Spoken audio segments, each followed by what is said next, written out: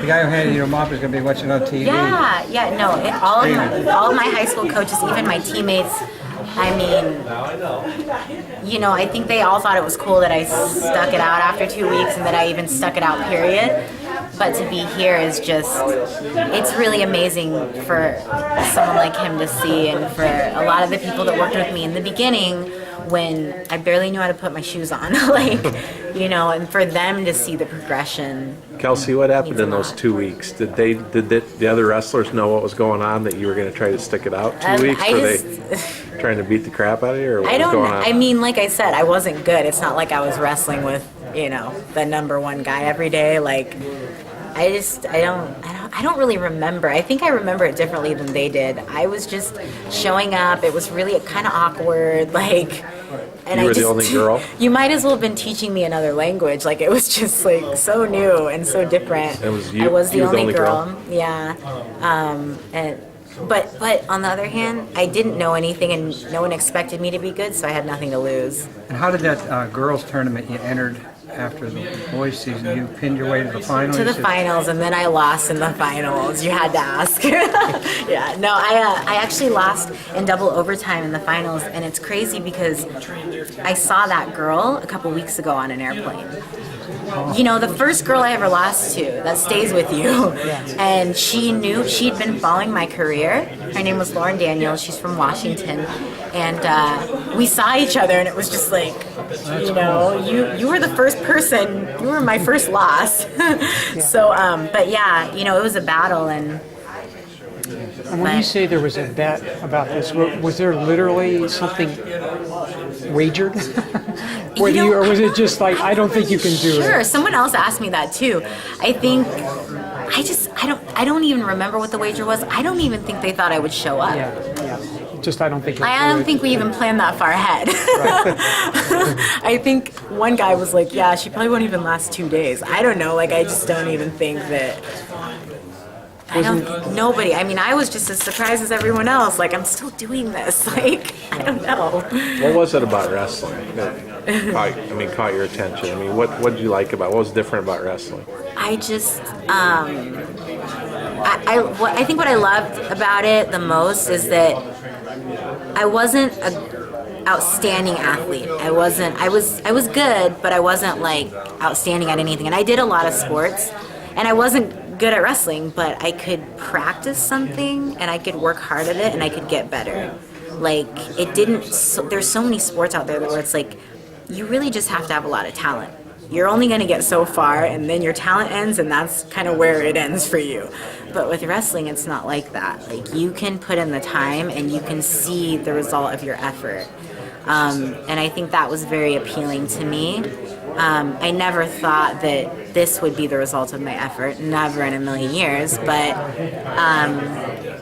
and then there's there was just a lot of good people around me who, you're going to be a national champion. You're never going to lose to that person again. You're going to be the best. And I'm like, you're crazy. But that's what I heard in the beginning from a lot of people around me.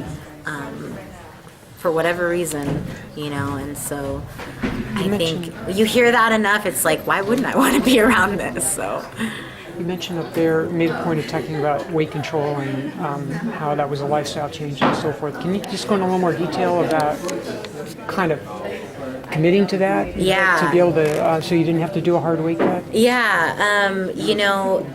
Like I said earlier, there's very few things that you have control over in this type of sport. Weight control is something you have control over. And I've had matches, in 2008 I went 55, barely made it, lost 2 matches, didn't win 1 match at Olympic trials. And I don't know, maybe if it had been a better weight cut, maybe I would have performed better. I'm not really sure. But I have had those tournaments where I knew it came down to the weight cut. And the competition's so good in the U.S. and my top competitor at trials was so good, it couldn't come down to that. If I was going to walk away from that tournament and not be the champion, it wasn't going to be because I made poor decisions in my diet. It wasn't going to be because I ate the wrong things or that I had a weak will. And so I remember after 2011 Worlds, I met up with my nutritionist and I just said, I need a plan. I need it to be specific. I'll stick to it. You don't have to babysit me, but I need it to be like, this is what you can eat and this is when you can eat it. And we did it, and I stuck to it. We all have our good days and our bad, but I stuck to it, and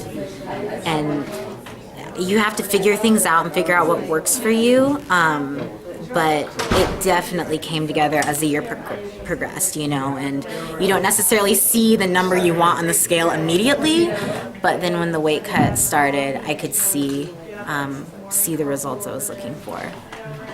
Competition in your weight, I mean, you're not really considered like a medal pick, but I mean, you've been 5th in the world at 59. I mean, what's it going to take? And I mean, does that motivate you at all? People aren't really picking you for a medal? Well, and I think it's like what I shared earlier, even just making the team, like, you don't have to be the pick to win.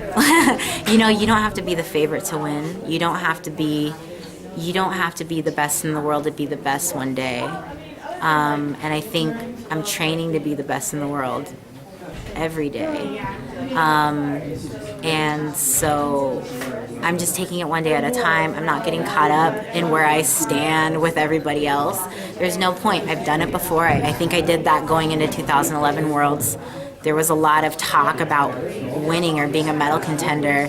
I got caught up in it, and it didn't really work out for me, Whereas going into Olympic trials, didn't really get caught up in it, got really surrendered about the whole thing and just focused on the things that I could control, and it worked out, and that's what I'm doing. There's no point in worrying about who I have, because I don't know who I have. We got to weigh in first. That's the first match.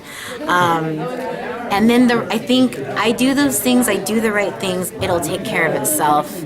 No matter what happens, I'll still be Kelsey Campbell, like win, lose, or draw. But we're training to win. We're not training for anything else. So that's how we're treating every day. But I'm not getting caught up in the results because there's no point. Just trying to enjoy this process. Sure.